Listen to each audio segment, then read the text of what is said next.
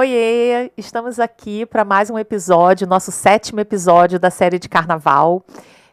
Nosso 7º episódio e o último da nossa série de Carnaval de fevereiro. E hoje a gente está aqui com uma presença brilhante do historiador Fábio Carvalho. Espero que vocês gostem muito e aproveitem esse episódio que vai ser demais. Pois é, sejam bem-vindos ao nosso episódio. Fábio, a gente está muito feliz de receber você aqui para fechar essa série. Olha só que importância. 7º episódio. Mas seja muito bem-vindo. Fábio, fala um pouquinho de você pra gente. Bom, queria começar agradecendo a vocês duas pelo convite, desejando toda a sorte do mundo pro podcast. Obrigada. Então, eu sou Fábio Carvalho, né? Eu sou mestre em ensino de História pela UERJ.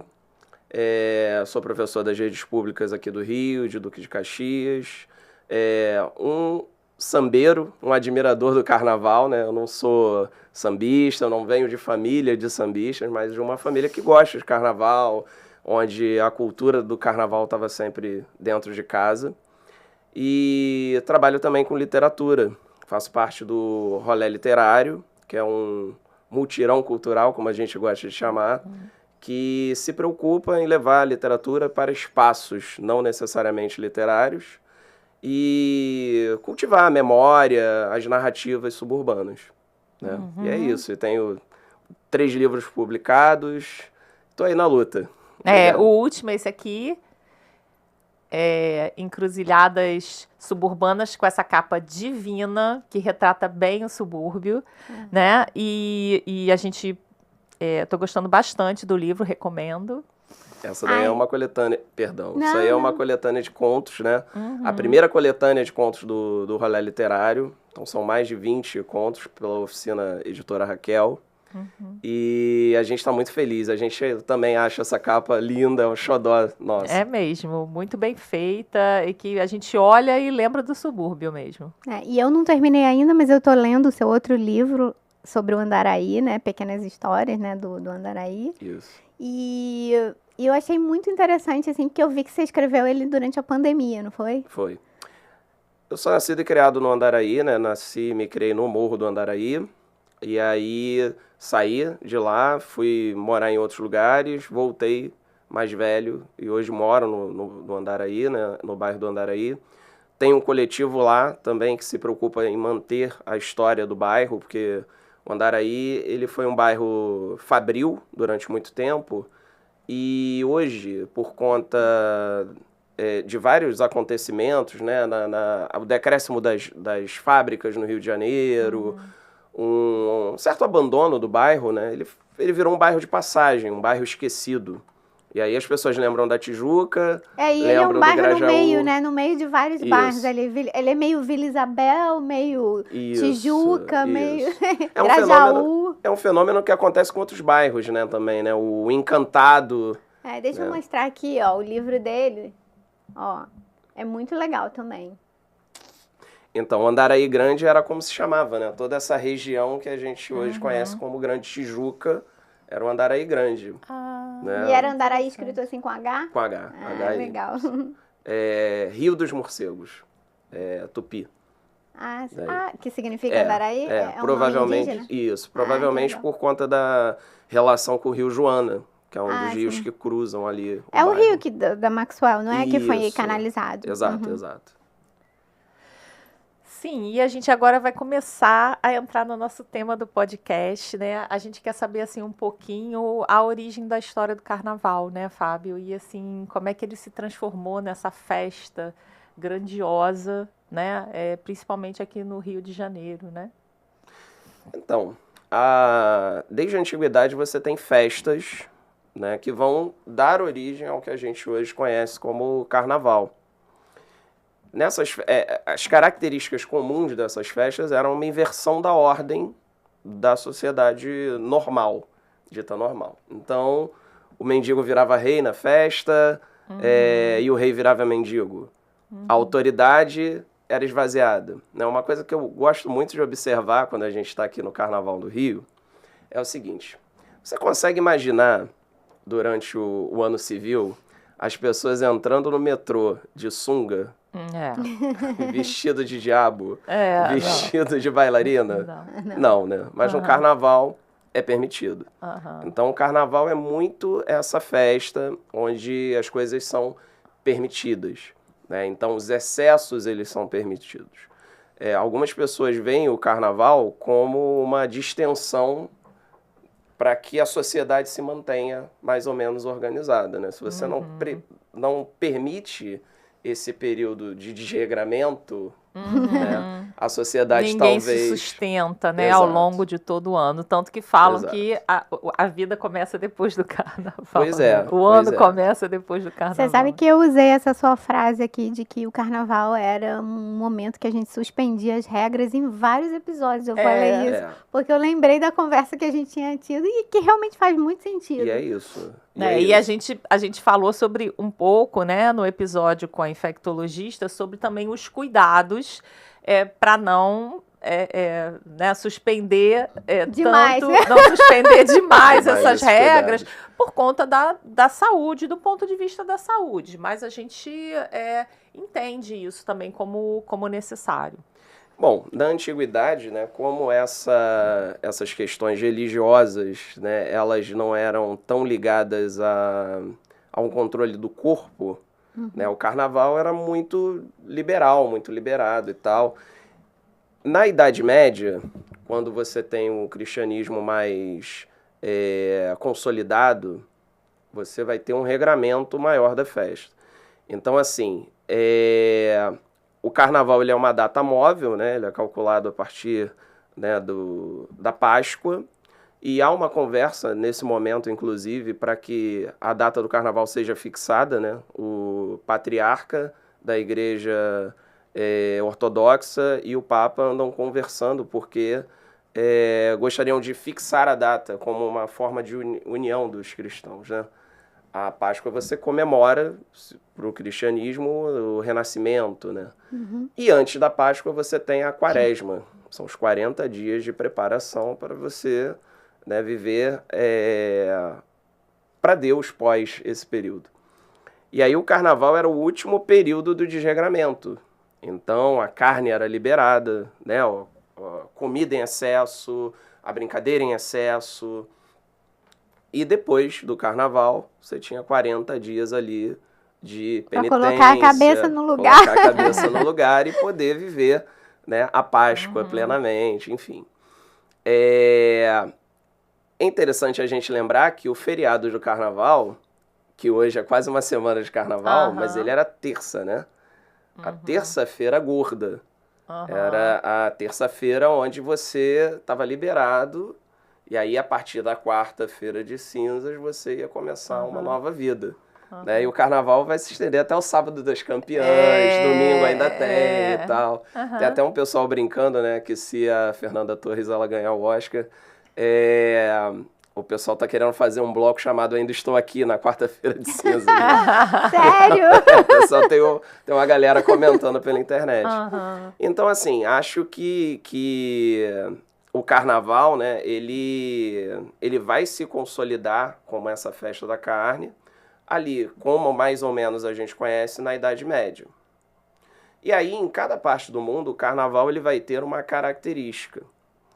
E aí, especificamente falando do carnaval carioca, né, eu acho que ele meio que através, né, do carnaval de rua, dos desfiles das escolas de samba, ele vai acabar sendo uma síntese de várias coisas que acontecem em diversas partes do mundo.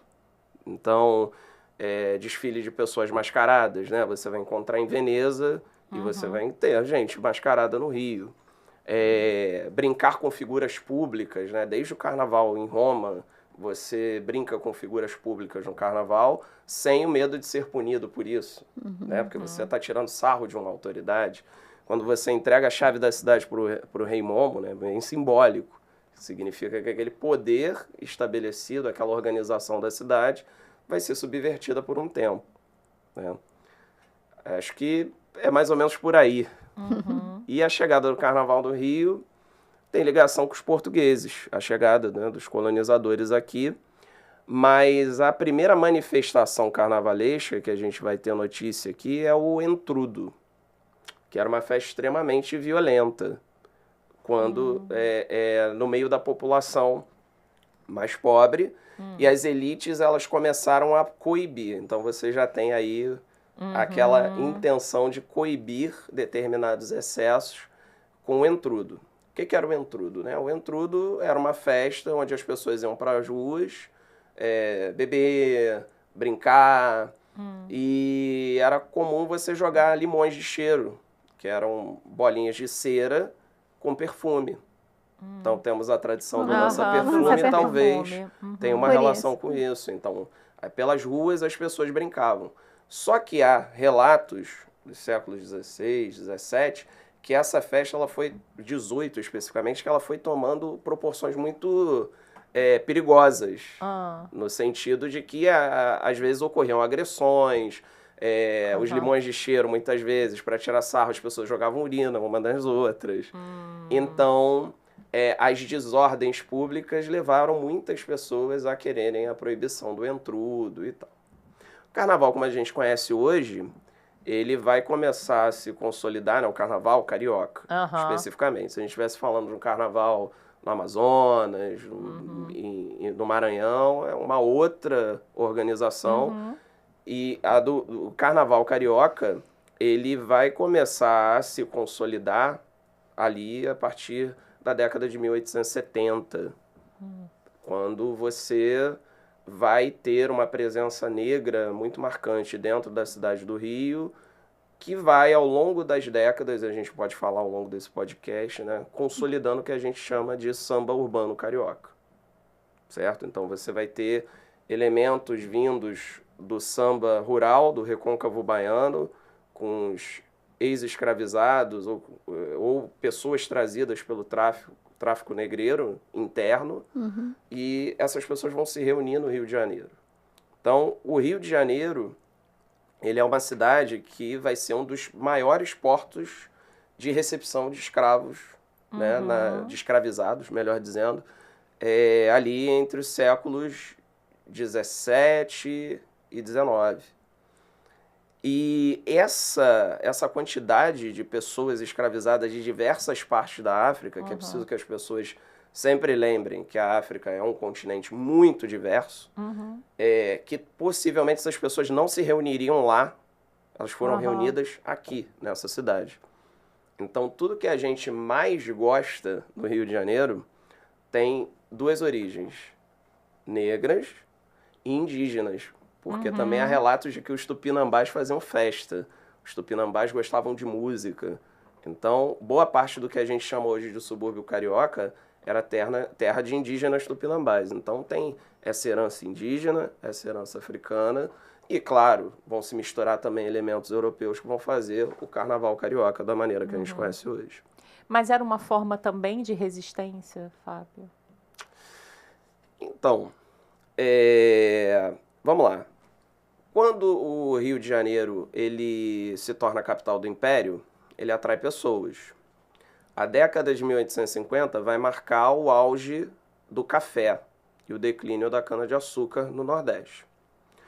Com o declínio da cana-de-açúcar, você vai trazer esses escravizados de lá para o Rio de Janeiro. Para o Rio, né? Que passa a ser... A zona cafeira é toda aqui, né? Isso, a princípio aqui, né? Começa na Floresta da Tijuca, onde hoje é a Floresta da Tijuca, que foi totalmente destruída. Depois ela vai para o Vale do Paraíba e no final do século XIX, início do XX, você vai ter um fortalecimento ali da região do Oeste Paulista, o Paraná, enfim, vão ser grandes locais de plantio de café. Mas entre 1850 e 1880, você vai ter o Rio de Janeiro precisando de muitos escravizados para plantio e colheita do café. Então, fora os escravizados que entravam, os escravizados que estavam no Nordeste do país também eram trazidos aqui para a cidade para serem distribuídos pelas lavouras. Aumento de mão de obra. Né? Aumento de mão de obra.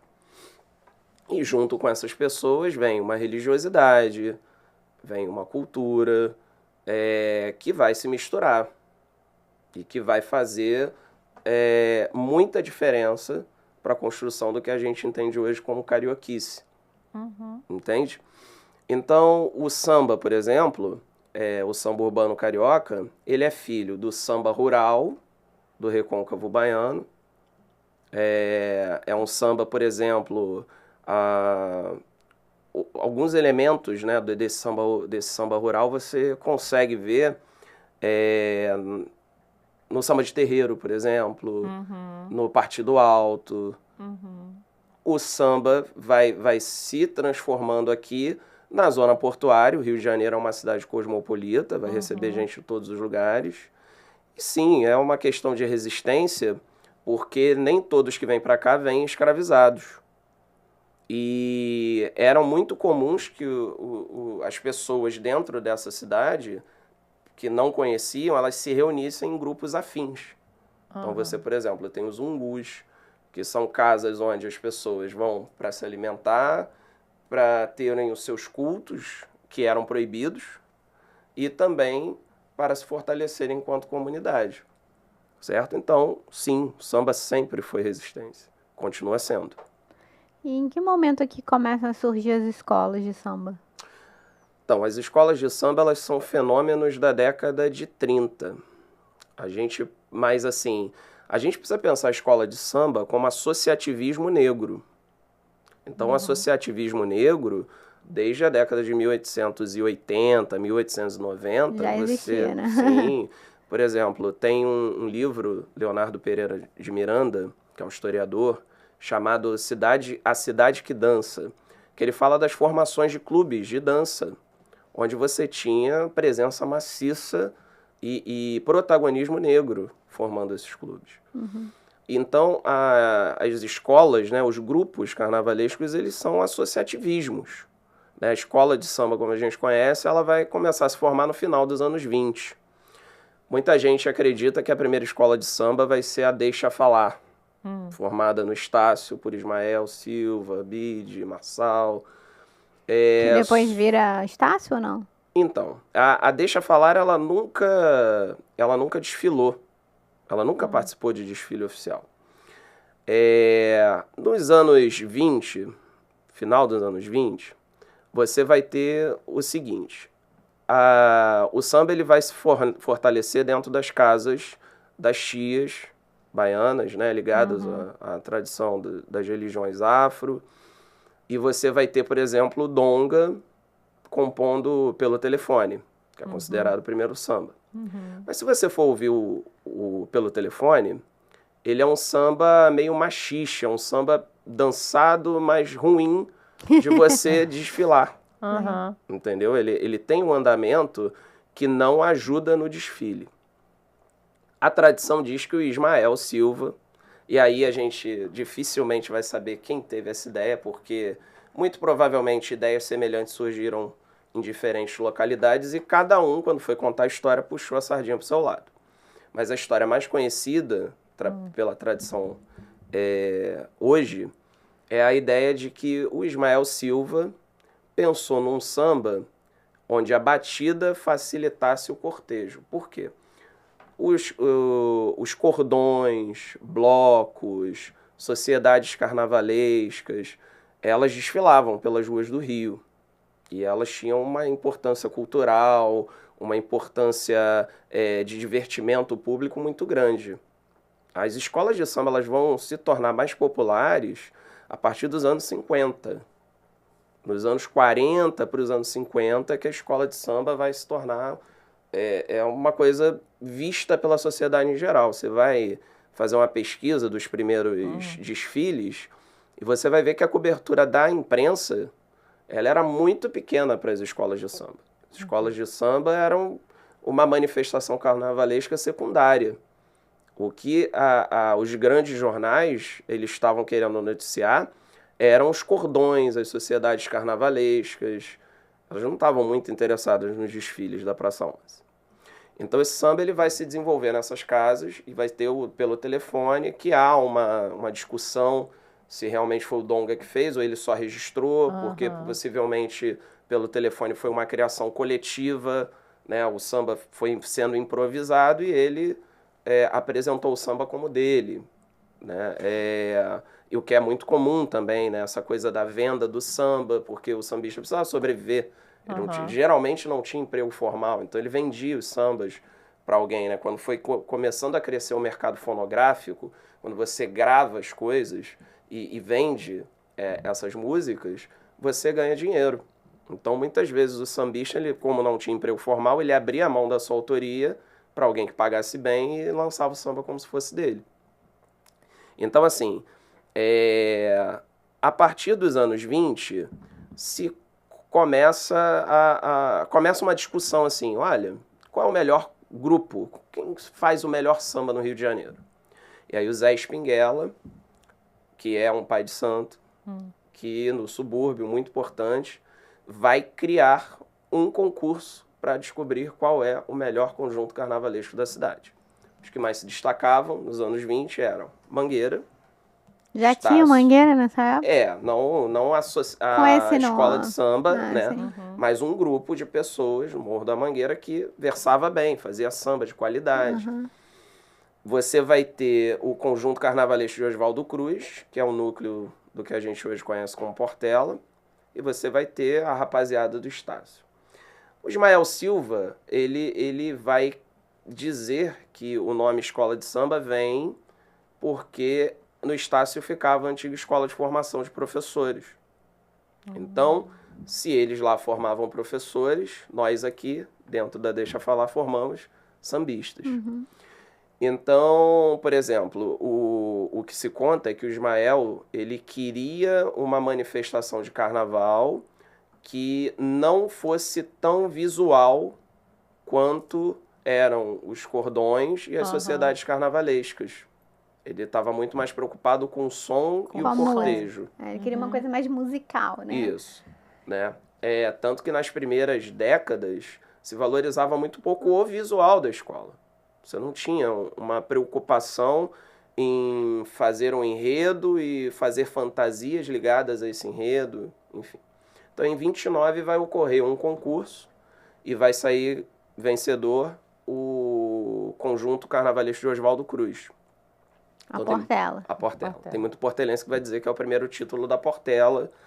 E aí há E há controvérsias. Porque não, assim, não era formal. Não era um desfile não é um desfile de escola de samba, até porque elas não existem como a gente entende. Eram pessoas que versavam, que faziam versos e cantavam samba.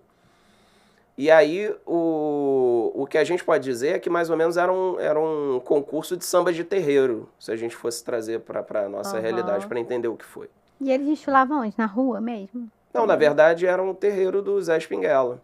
Depois, entendi. em 32, por conta do jornal Mundo Esportivo, que era ligado ao Mário Filho, que era o irmão do Nelson Rodrigues, né? Muito ligado à cultura do futebol, do samba e tal, vai se criar um concurso com mais critério, que vai envolver o cortejo na Praça 11.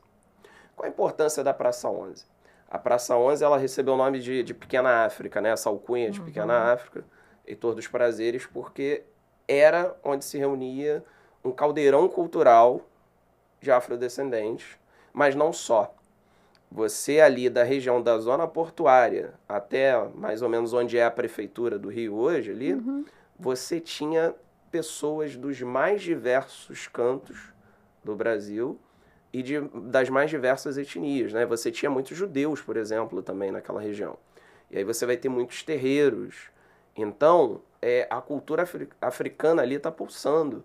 E aí na Praça 11 também você vai ter os primeiros desfiles. Os desfiles eles saem da Praça 11 quando a Praça 11 ela é destruída para se fazer a reforma. E aí os desfiles vão passar para outros locais da cidade, vão ficar muitos anos na Presidente Vargas, nos anos 40. No Rio Branco também. Rio Branco também. E aí depois para Marquês de Sapucaí, mais tarde, né, o sambódromo é construído ali, em 84. Então nesse primeiro desfile, em 32, você não tem samba-enredo, você não tem enredo, né, uma ideia de fantasia ligada ao que tema, você está falando. Não. as escolas elas desfilavam com sambas, geralmente poderiam ser 3 sambas, mas em geral 2, e aí a escola ia e voltava. Se apresentava para a comissão julgadora e era avaliada. E aí 32... E já era avaliado? Já era avaliado. Então, assim, o carnaval, ele vai... até 39, boa parte das pessoas que estudam carnaval vão dizer que as escolas de samba, elas desfilam com um certo improviso. E até esses concursos, eles são muito, muito improvisados. A partir de 39, os critérios vão sendo um pouco mais rígidos, inclusive com punições a agremiações. Né? Você vai tendo, por exemplo, você vai ter, no final dos anos 30, a proibição de instrumentos de sopro. Né? Porque os instrumentos de sopro, eles caracterizam outros ritmos, né? E aí você quer criar uma cultura mais ligada ao samba, mais característica do samba. Então você valoriza os instrumentos de percussão e tal. Né? Embora você tenha instrumentos de harmonia, né? Como violão, cavaquinho e tal, mas os instrumentos de sopro, não. E até hoje essa proibição tá aí. Inclusive a Nunca tinha me dado conta disso, você já? Não. Eu não, nunca. Inclusive a vizinha faladeira, né? Ela fez um protesto porque ela foi punida no desfile, ela foi campeã no ano e ela fez um desfile épico, inclusive com instrumentos de sopro, porque não era proibido. E entraram cavalos, né? Como alegoria, já tinham a ideia das alegorias que vêm muito possivelmente dos cordões, das sociedades carnavalescas e tal, essa ideia de uma alegoria, e foi um desfile maravilhoso. Só que havia essa ideia de que o tema tinha que ser nacional. E aí ela falou sobre um tema que, infelizmente, não me recordo nesse momento, mas que não tinha a ver com a cultura nacional. Ela foi punida e ficou 59 anos afastada. Ela desfila, faz um protesto e só volta em 1989. A vizinha Faladeira é uma das escolas mais antigas do Rio de Janeiro, junto com a Portela, com a Mangueira, Unidos da Tijuca. E essa vizinha Faladeira era de onde? Da Zona Portuária. Ali no A Zona Portuária. Entendi. E então você pode dizer o quê? Que a primeira escola de samba que o Rio teve foi o quê? Foi Portela? Foi a... Então, a primeira, essa coisa em história é muito complicada. É difícil, né? Assim, tradicionalmente se fala que foi a Deixa Falar. Só que a Deixa Falar nunca desfilou, né? Como escola de samba. Então, assim, a gente vai ter que ver se surge alguma pesquisa, algum documento falando.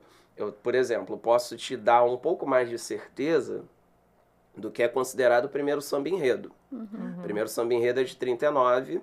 Paulo da Portela vai ter a ideia de fazer um desfile chamado Teste ao Samba, onde você vai ter fantasias e alegorias que vão lembrar uma sala de aula. Paulo da Portela vestido como professor entregando diplomas. E assim, a música fala exatamente de uma aula. Sim. Então, o enredo, ele está conversando com o samba, que está conversando com as fantasias. Foi aí que teve a primeira associação do enredo, das fantasias com o samba, né? É considerado, inclusive, o primeiro samba enredo. Né? Então, a partir de 39, você já vai ter organizações mais que vão tentar unificar as escolas. Você vai ter regras mais rígidas, você vai ter o poder público, né? Porque os primeiros desfiles, a imprensa, ela incentivava. Você vai ter, por exemplo, o prefeito Pedro Ernesto, no Rio, vendo já um potencial de popularidade na festa, você vai ter verbas públicas destinadas aos desfiles. Nos anos 40... Visionário, né? Porque até hoje... verbas públicas e você vai ter também uma... Mas olha só, isso também é controle, né? Não. Isso também é controle. A gente está falando aí do período Vargas. Então, entre 1930 e 1945, o Brasil está vivendo a Era Vargas, de 37 a 45, o Estado Novo, que é o período ditatorial. Então, você vai ter desde o início, uma preocupação com temas nacionais dentro dos enredos, bem antes do Estado Novo.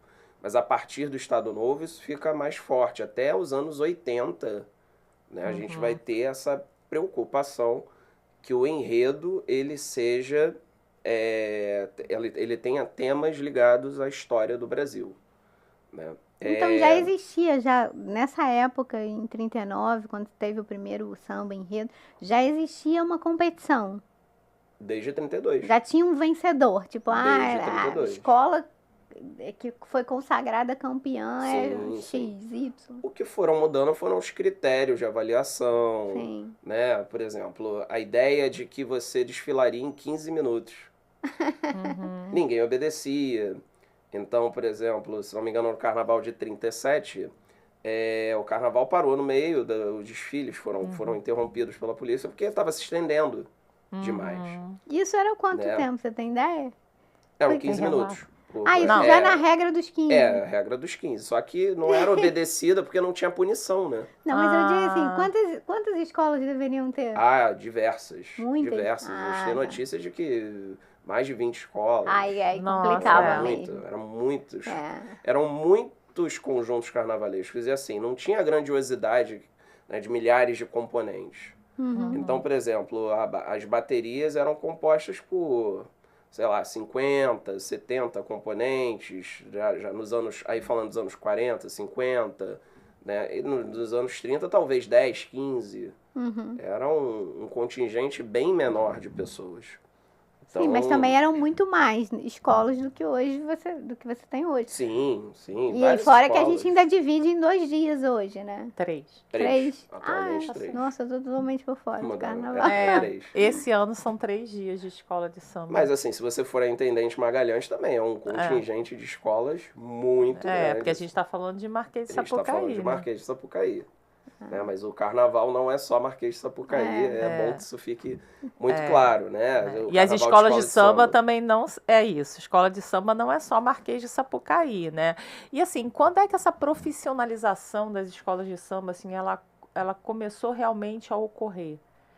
Quando é que isso começou? Você falou já de uns critérios. Quando surgiram esses critérios, você acha que elas foram se profissionalizando mais? Não. Não? Não. A resposta foi ótima, porque eu jurava que era sim. Não. Gente, as escolas de samba, nos seus primeiros anos, elas têm uma característica muito comunitária. Eram pessoas comuns que tinham trabalhos, em geral, nos estratos mais baixos da sociedade, né? E utilizavam o carnaval como expressão da sua arte, da sua cultura. As escolas, elas surgem como forma de reunião de pessoas. Muita gente tem falado, né? O carnaval tem muita macumba, até de maneira pejorativa. Gente, o carnaval ele tem fundamento. As escolas de samba elas têm fundamento.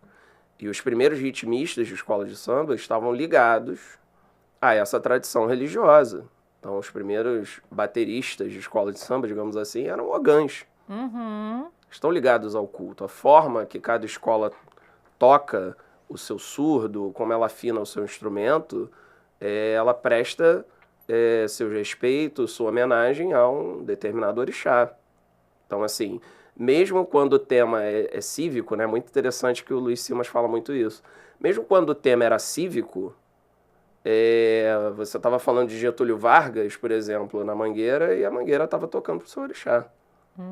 O tema não era macumba, mas a macumba estava ali. Né? E assim, a escola de samba ela não é só divertimento. Ela também tem fundamento, ela tem uma questão ligada à afetividade, ela tem uma questão ligada ao aparecimento positivo, né, de uma determinada comunidade, porque quando você fala de comunidade no Rio de Janeiro, né, quando você fala de favela, de subúrbio, geralmente está muito ligada ao estigma da falta, da carência, né, e da violência. Sim. E aí a escola de samba ela é uma oportunidade que essas comunidades têm de mostrar algo diferente. Então, você vai ver os primeiros desfiles que você tem hoje no YouTube, né? Você tem alguns recursos de ver lá os anos 50, os anos 60. Não era essa grandiosidade. Uhum. Você hoje tem uma profissionalização muito maior, as alegorias. Mas se você for até a Intendente Magalhães, especialmente nos últimos grupos, você vai ver ainda esse carnaval comunitário persistindo, próximo do que era antigamente. Uhum. Então, o que você chama hoje de profissionalização, não sei nem se existe, de fato, para todas as escolas e para o carnaval de maneira geral. Claro, as escolas, né, de samba de ponta, elas têm um profissionalismo muito grande, muito forte. Especialmente, por exemplo, nesse momento a gente pode destacar a Viradouro. É uma escola que, para mim e para muita gente que entende, ela tem uma organização excelente. A gente pode falar também da Beija-Flor. Então, assim, muito dinheiro também envolvido, assim, né? Nessas escolas grandes. Pois é, mas assim, trazendo para o mundo do futebol, né? Que também é outra coisa que eu gosto. Também tem muito dinheiro e não tem porque às vezes você tem o dinheiro, mas você não tem know-how, né? Não. Então eu acho também que... depende muito de quem tá gerindo, né? Quem contrata. Então, assim, a gente tem hoje escolas que são de ponta e que funcionam muito bem. Mas até os anos, vamos botar assim, 80, talvez, o samba do Império Serrano, em 82, ele já deu um clique assim, cara, alguma coisa tá mudando. Mas se a gente for também voltar um pouquinho, o Candeia, ele já vai falar que a escola de samba ela tá perdendo um pouco das suas características comunitárias e se tornando um espetáculo. O que acontece?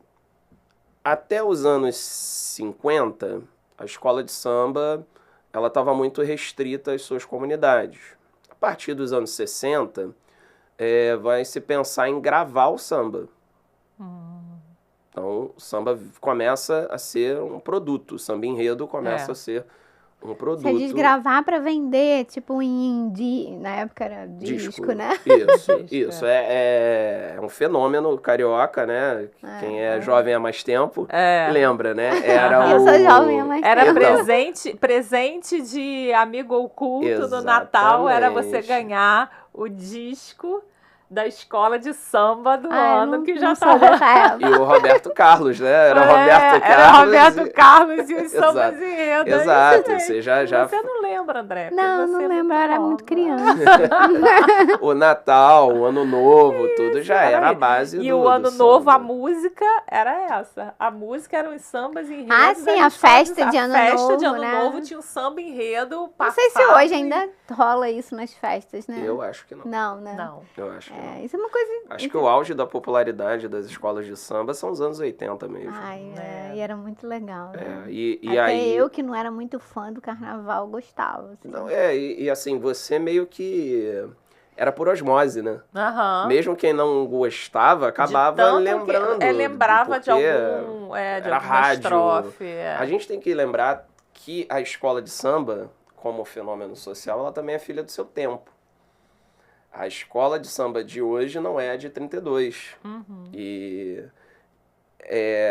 as novas tecnologias elas vão influenciar nessa organização da escola, vão influenciar no desfile. E assim, nos anos 60, as escolas de samba elas começam a ser muito atrativas. Então, as escolas de samba saem um pouco das suas comunidades muitas vezes e começam a abrir seus ensaios. Então, você começa a perceber que se vende mais cerveja, por exemplo. Então, a escola... E o turismo também, né? Ela fica mais aberta a outras pessoas.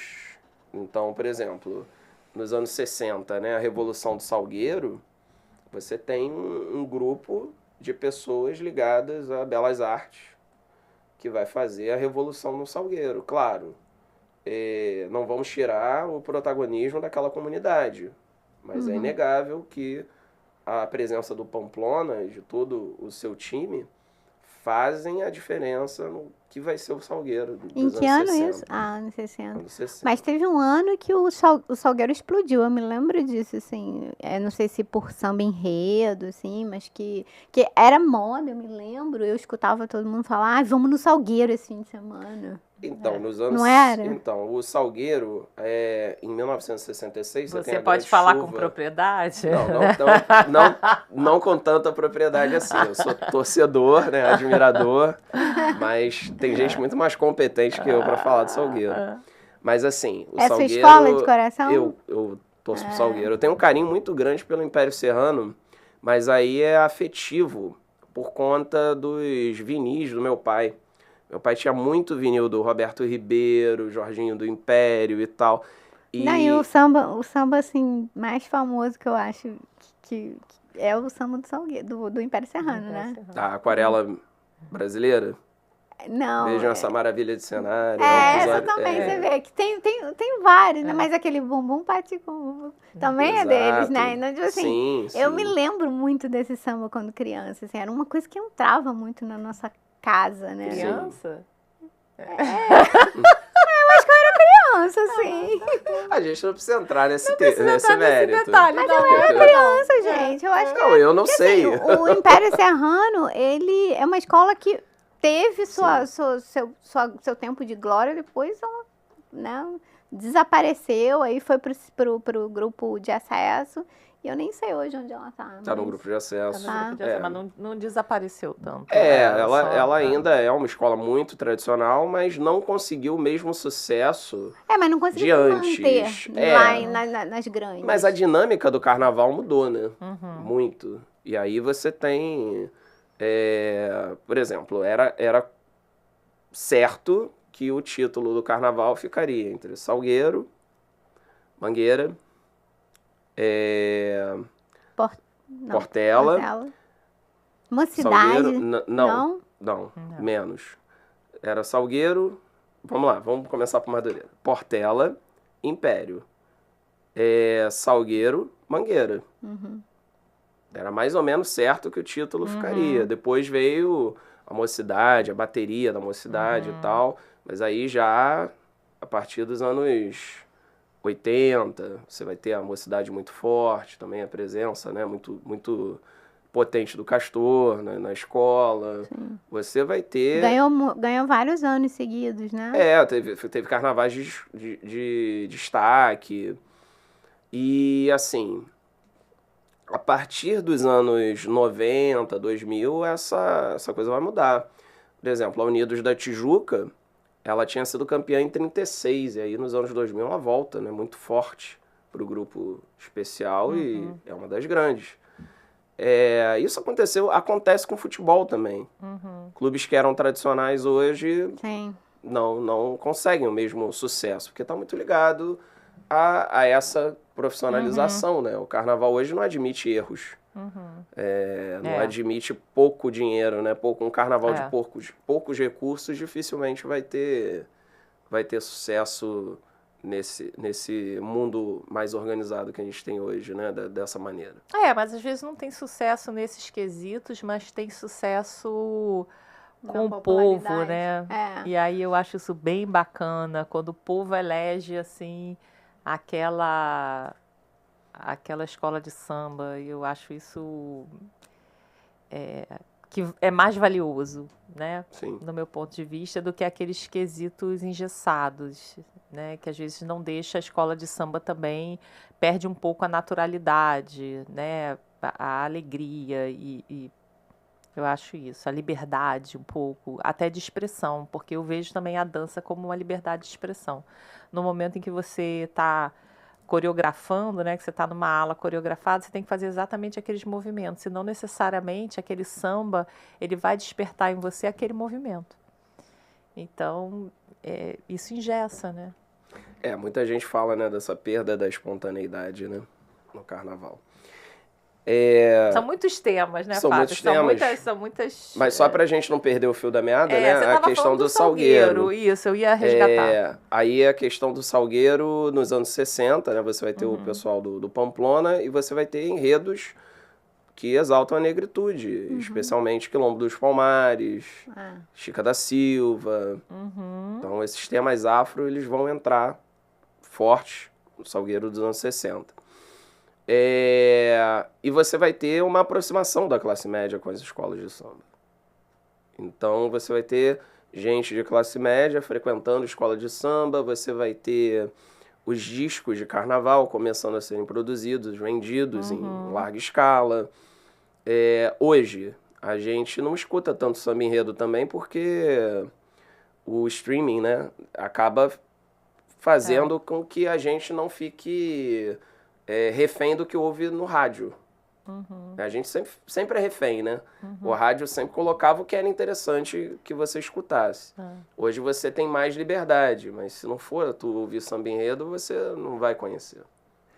Mas eu acho que não tem tanta propaganda. Assim, como é muito fácil o acesso à música, você entra lá no Spotify ou qualquer outro streaming para você ouvir a música, depende da sua vontade, né? Assim, não tem, e também não tem aquela coisa assim, eu vou lá comprar, eu preciso ter aquele CD ou aquele disco. Mas é isso que ele tá falando, que antes o rádio, ele colocava o que era interessante você ouvir. Então, aquilo acabava pegando, né? Você acabava cantando. Mas a facilidade que você tem em escolher o que você quer, a hora que você quer, também faz você meio que ter muitas opções, entendeu? Acho que a questão de ter muitas opções é que faz com que as coisas também desapareçam, percam o interesse, assim, as pessoas perdem o interesse. Antigamente, para a gente ter uma letra, eu lembro que a gente recebia lá no jornal, né, a letra das músicas e ficava decorando.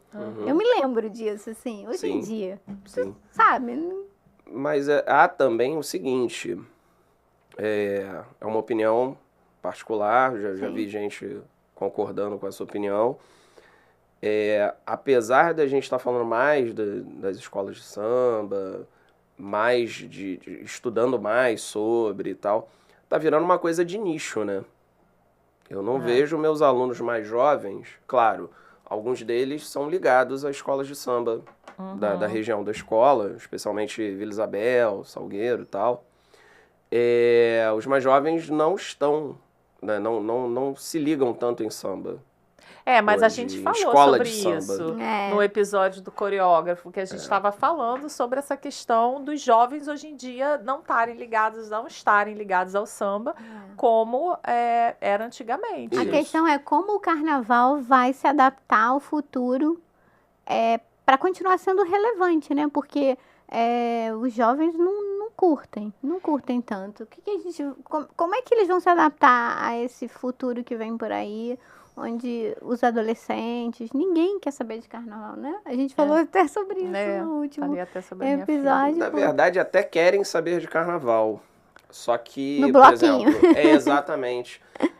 Eu acho também que essa formalização da escola, ela não atrai o jovem. Porque, por exemplo, vamos supor, né? O jovem se interessa por carnaval, toca numa bateria. É melhor ele tocar na bateria de um bloco, né? Mais livre, mais tranquilo. Livre. Ele pode tomar a cerveja dele enquanto desfila. Ele pode paquerar quem ele quiser. Ele pode parar e beijar. Ele pode comer alguma coisa. É outra estrutura. Coisa. Então, assim, mas não acho também que a escola se tornar algo parecido com um bloco é a solução. Porque eu acho que... E aí é que tá a pergunta de $1 milhão, né? Como é que a gente vai fazer isso? Porque há uma tradição, né? A gente estava falando aqui dos fundamentos da escola de samba, mas há uma necessidade de modernização. Como é que você moderniza sem perder as características? É verdade. Que fizeram a escola de samba ser o que ela é hoje, a relevância cultural, social, econômica. Há que se pensar também em políticas públicas voltadas para as artes carnavalescas. Milton Cunha, né, tem falado muito sobre isso. Eu acho que é um viés também que precisa ser pensado. Que bom que as universidades elas têm abraçado carnaval, futebol, esses elementos de cultura popular, que durante um tempo eram impermeáveis a isso, achavam assuntos de menos importância, mas hoje você tem trabalhos acadêmicos sérios, de fôlego, sendo feitos em grandes universidades. E a UERJ, por exemplo, tem o Samba Vivências, É um grupo de extensão, né, um projeto de extensão da UERJ, que pensa carnaval e que leva pessoas relevantes que estão fazendo o seu trabalho nessa cultura do carnaval. E eu acho que é uma discussão, a discussão passa por aí. Pensar em como tornar a coisa rentável, mas não banal. Há uma disputa também sobre os camarotes, a música dos camarotes e os setores. O carnaval não é mais popular. O carnaval de elite não é popular. O carnaval popular é qual? O da Intendente Magalhães. É um carnaval popular. Mas dá para fazer na Sapucaí o carnaval da Intendente? Não.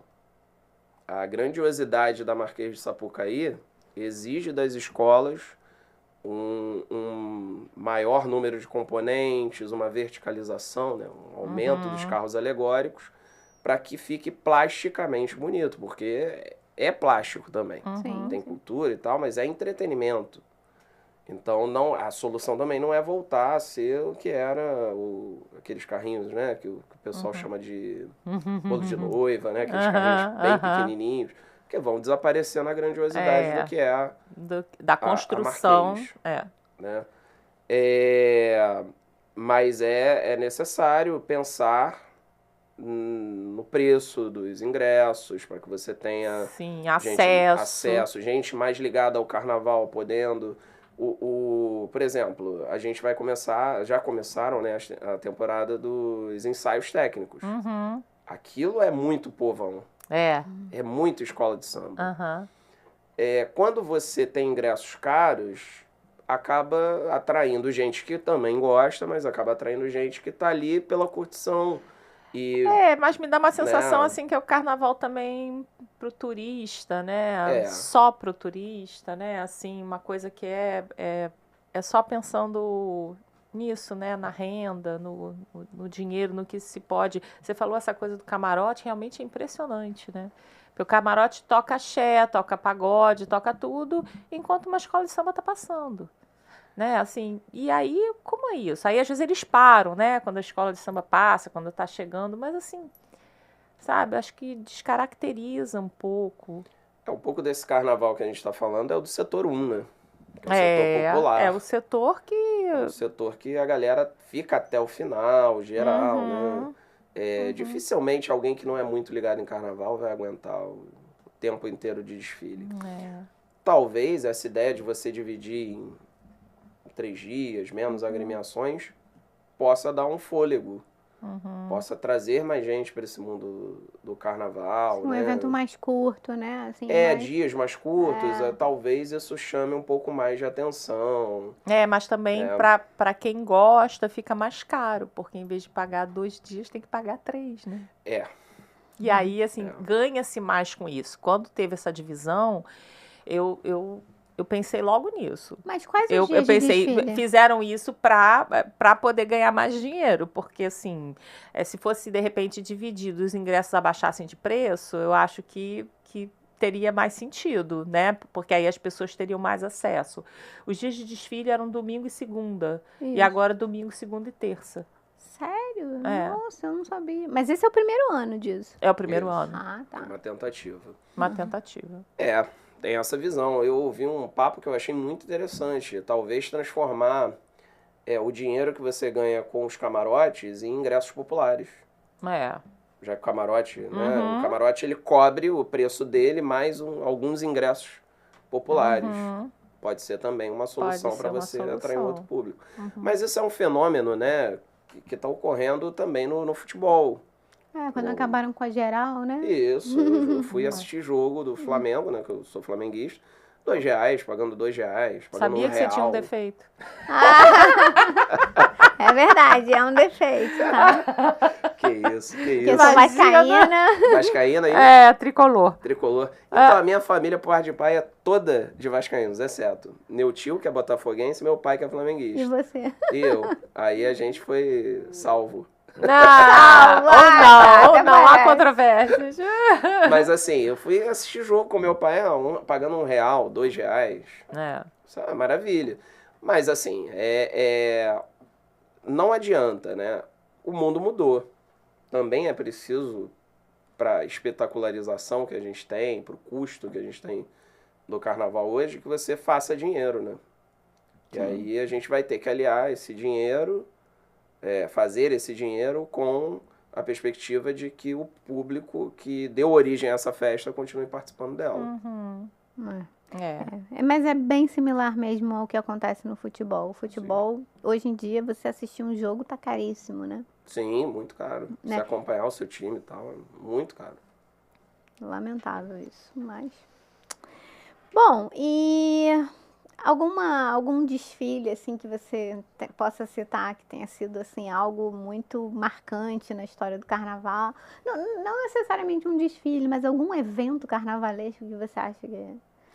Não, temos vários, né? Mas eu, assim, eu vou citar primeiro um pessoal. Uhum. A minha lembrança de carnaval é mais marcante. Tenho lembranças de quando eu era criança e tal, mas a minha lembrança de carnaval mais marcante foi o de 1997. O desfile da Viradouro, com Joãozinho 30, falando sobre o Big Ben. A Viradouro entrando com aquele carro todo escuro. A bateria fazendo a paradinha funk. Maravilhoso. Então, para mim, o enredo da Viradouro, o desfile da Viradouro de 1997 é extremamente marcante. Mas a gente tem, né, o próprio Império, que a gente citou, né, de 1982, o Bumbum Bate Bumbum. Isso daí. O samba era cantado 82, no Maracanã. tá vendo? Eu era criança. Cadê? Não, eu já era adolescente. Gente, a gente não precisa entrar nesses detalhes. Mas aí é que tá, né? Se eu tô falando que a minha lembrança é de 97, a gente tem... tem uma ideia, tem né? uma ideia. Mas a gente não precisa entrar nesses... né? Não precisa. Mas a gente tem o Ratos e Urubus. Também, maravilhoso. A gente vai ter desfiles icônicos, mas eu coloco esses três. Pra mim, são os desfiles que fazem ainda essa coisa mítica do carnaval carioca. A memória, né? Não, a memória do carnaval. E os novos carnavalescos que... Sabia que ela ia puxar. Todo episódio ela fala, a mesma coisa foi com o Wallace. Todo episódio do carnaval ela me vem com esse Leandro. Nada contra, eu nem sei quem é, não conheço, mas assim... Não, mas o que você pensa, assim, né, dessa nova... Porque a gente teve, né, você falou de 11 em 30, né, a gente teve carnavalescos que foram realmente muito famosos e que deixaram marcas importantes, né? Mas, assim, a gente tem tido também novos carnavalescos que estão também, assim, se destacando e estão trazendo temas muito relevantes. Leandro, por favor, no próximo episódio que a gente falar do carnaval... Faz esse corte que eu vou mandar para ele. Vem aqui no nosso programa conhecer a Bárbara. Não, mas então, eu acho que assim, eles mesmos falam, né, da herança assim, que eles têm dos outros carnavalescos, mas o que você acha assim, dessa produção do carnaval atual? Eu acho que a gente está numa época muito boa de produção de carnaval. Eu acho que a gente passou uma época muito complicada, final dos anos 90, início dos 2000, assim, uns enredos estranhos, uns sambas estranhos. Muito também, né, por conta daquela coisa da escola precisar de dinheiro, né? Então a gente teve uns enredos assim, que eu vou preferir não citar, mas para angariar fundos, né? E aí, pô, como é que você faz um samba bom com enredo assim, né? E assim, a gente tem o Paulo Barros. Então, eu gosto dele, eu acho. Dá uma... E aí as pessoas... É engraçado, quando você estuda história, né? Quando você faz da história seu ofício, você começa a ver que algumas críticas que são feitas hoje a determinadas posturas, pessoas e tal... já foram feitas a outras que hoje são exaltadas. Então, muita crítica que o Paulo Barros sofreu, né, no início e tal, era muito parecido com o que o Joãozinho 30 também recebia. Exatamente, Também. Então, ninguém assim, pode inovar que... toma na cabeça. É aquela coisa. A tradição, ela dá sentido, mas ela não pode ser um fim em si mesma. Porque as coisas, elas mudam, elas evoluem. E é para isso. Né? É para isso. Eu acho que, por exemplo, existem coisas no carnaval que se não desfile de escola de samba, que eu acho que são cláusula pétrea, você não pode mexer. Então você tem que tratar com muito respeito e muito cuidado o pavilhão da escola, então você precisa garantir um bom desfile para o mestre-sala e porta-bandeira. Acho que o carnavalesco ele tem que ter uma preocupação com a bateria, que é o coração da escola, então fantasias leves que facilitem os movimentos dos ritmistas e que você possa fazer o desfile fluir. A ala das baianas. Então acho que são coisas assim que você precisa proteger com muito cuidado, muito esmero, você tem que ter um carinho. A velha guarda da escola de samba, enfim. Um respeito. Um respeito. Então acho que essas coisas tradicionais sendo mantidas, o resto, né, o carnaval do Paulo Barros, né, com o carro do DNA, sim, inesquecível, né, aquela troca de roupas, né, daquele desfile. Sim, que eles trocavam da comissão, de roupa. Depois eles até mostraram, né, como foi feito. Tipo assim, essas inovações são lindas. Há quem diga que, por exemplo, as primeiras comissões de frente basicamente eram realmente só para mostrar a escola que vinha. Só uma apresentação, né? Não tinha coreografia. Hoje era em dia... o Grêmio Recreativo Escola de Samba tal, saúda o povo e as autoridades e mostra o enredo tal. Era isso. Hoje, a comissão de frente, ela tem uma importância grande. Então, eu acho que Paulo Barros, Leandro, vem para dar esse toque na tradição de que você precisa mudar coisas para atrair novos públicos, novas pessoas. Porque é arte, né? E a arte, ela também é inovação, ela precisa de inovação. Então, eu não sou tão xiita assim. E o Leandro, ele é responsável por desfiles, assim, épicos nesse século XXI. O Leandro já está na história do carnaval, com 2019, né? História para Ninar Gente Grande, com o da Maria Bethânia, de 2016. Então, assim, o Leandro, máximo respeito. Acho que é um carnaval crítico, é um carnaval brincante, é um carnaval bonito de se ver. Preocupado com a comunidade, eu acho que tem essa preocupação, esse cuidado, né? É um carnaval bonito de se ver. E a gente até conversou, né, em off, sobre... eu acho que muita gente vai surgir a partir desse carnaval virtual, né? Que eu falei para vocês que existe, né?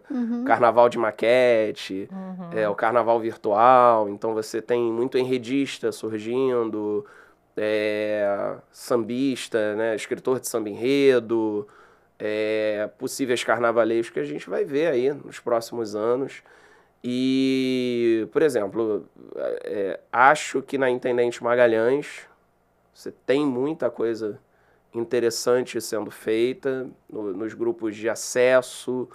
É que às vezes a gente fica com um olhar muito fixado no que é a elite do carnaval. Claro. Mas você tem enredista, aderecista, carnavalesco, ritmista, extremamente comprometido e competente. Porque às vezes não desenvolve mais pela falta de recurso, né? Exato.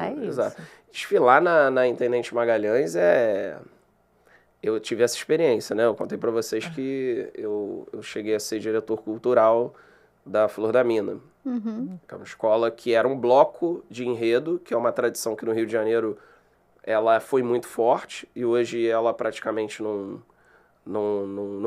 é conhecida do grande público, ela ainda existe, os blocos de enredo ainda desfilam, mas os blocos de enredo não eram berçários de sambistas. Por exemplo, o Pedrinho da Flor, grande destaque como sambista, inclusive um dos autores do samba do Salgueiro, né, desse ano, do ano passado, uma ligação com fundos de quintal, surgiu na Flor da Mina, enquanto era bloco de enredo. E assim, na Intendente Magalhães, hoje você tem sambas muito bem feitos, você tem desfiles plasticamente bonitos, mesmo com poucos recursos. Só que, assim, são muitas escolas numa estrutura que não favorece. É muito cansativo você estar lá com poucos recursos financeiros, porque a subvenção é bem menor. Haja criatividade. É muita criatividade e disposição, especialmente. Então, assim, o Leandro, o Paulo Barros e tal são excelentes, mas eu acho que a gente também precisa dar uma olhada nos outros carnavalescos, enredistas, ritmistas que estão aí nessas escolas ditas menores, né? E essas escolas ditas menores, elas têm uma importância comunitária muito grande. Claro, mais do que o que aparece na Sapucaí, né? Eu não tenho dúvida de que a importância, né, dessas escolas, assim, para a comunidade também isso ainda persistir, né? Sim. E a importância que isso tem para as pessoas, para o carnaval, para a gente não perder, né? Vou contar aqui, por exemplo, a Flor da Mina é ponto de apoio em caso de enchente no Morro do Andaraí. Olha, isso não é pouca coisa. Não é. Né? Então, se é um ponto de apoio, é porque é relevante para aquela comunidade, é um lugar conhecido e de fácil acesso. Então, assim, além de promover... hoje eu não estou mais ligado à escola, mas, assim... ela promove entretenimento, ela promove cultura. Então, é necessário que se olhe com atenção também para esses grupos, né? Porque são pontos de cultura. Claro. Então, quanto mais leis de incentivo a esses pontos de cultura existirem, mais fortalecido fica o carnaval carioca, como um todo. Todo mundo ganha e todo mundo ganha muito, né? Inclusive a população da cidade. Por isso que isso tem que ser repensado também, né, Fábio? No investimento, né, que faz ao carnaval como cultura e como história, né? Sim, com certeza. Com certeza. Assim, a gente vive numa cidade que é muito conhecida pelo seu carnaval e eu acho que a gente tem uma cidade do samba subutilizada. Eu acho que aqui, a cidade do samba, como diz o meu amigo Rodrigo, o Rodrigo Teles, que faz parte do Samba Vivências, era para ser nossa Disneylândia. Cidade como tudo samba... que a gente constrói aqui, né? A gente não faz uso, né? Assim, tipo o Parque Olímpico, faz pouco uso. Há uma tentativa, né? Há uma tentativa de fazer o sambódromo ser mais utilizado ao longo do ano e tal. Você teve as iniciativas dos mini desfiles, né? Ali na cidade do samba e tal. Foi. Mas assim, espero que isso seja só o início desse investimento. Porque eu acho que a cidade tem muito a ganhar ainda. Muito mesmo. Sim. Bom, ficaríamos aqui conversando sobre esse assunto que eu amo. Eu faço aqui uma provocação a você, Fábio, para você fazer o seu... Não, mudar de time. Para você fazer o seu curso sobre carnaval, o que você queria... você tinha uma proposta, que você continue com essa proposta, né? Ou seja, para falar do carnaval, da história do carnaval, da história do samba enredo. Eu acho que tem muita gente interessada, né?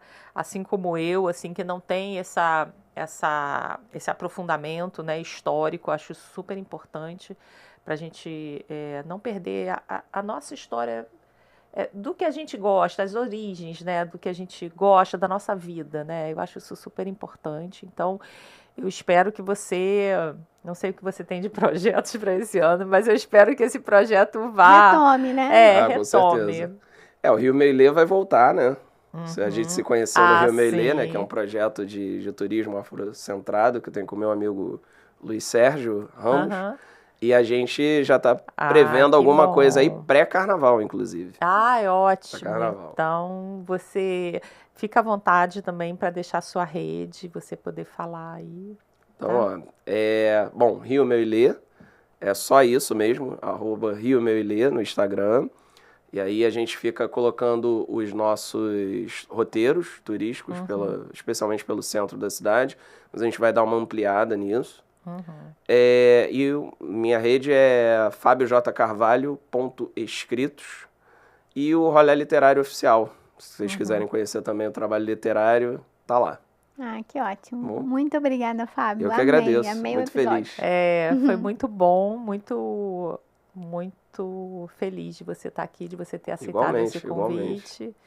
E da gente poder fechar o nosso mês de carnaval com você, com essa história aí que você pôde contar pra gente. Acho que foi muito enriquecedor para todo mundo. Muito honrado. Espero ter ficado à altura, né, do fechamento dessas conversas tão interessantes que vieram antes de mim. Isso aí, partiu intendente. Intendente Sapucaí, tudo. É isso. Obrigada, tá, Fábio? Eu que agradeço. E a gente fecha aqui mais um episódio do Psique to Chique, agradecendo a presença de todos, né, que estão nos assistindo e pedindo para que, se vocês tiverem algum comentário, quiserem fazer alguma pergunta, vocês deixarem nos nossos comentários, que a gente vai responder assim que possível, tá bom? Obrigada, tchau, tchau. Tchau, tchau. Valeu, gente. Tchau, tchau. Tchau, tchau.